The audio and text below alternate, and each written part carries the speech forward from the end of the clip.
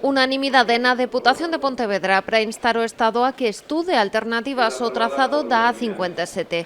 Partido Popular, PSOE e BNG replicaron o acordo que se chegou a finais de xaneiro na Corporación Municipal.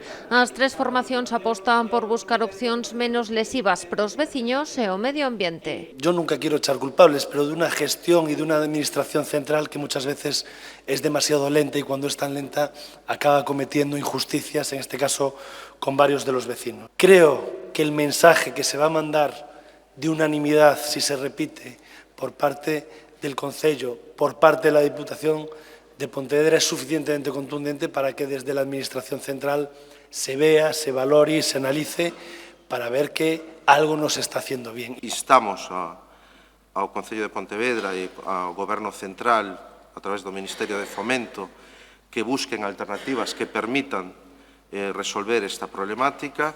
Entendemos que é unha cuestión técnica e se pode solucionar técnicamente. Non creo que sea cuestión de reproducir o debate que tuvemos no Concello, xa se deron todos os argumentos e os posicionamentos, igual que no Concello, vamos a votar a favor. O debate e a votación foron seguidos dende o Salón de Plenos por un grupo de veciños afectados das parroquias de Xeve e Bora. Tras a votación unánime, estalaron en aplausos.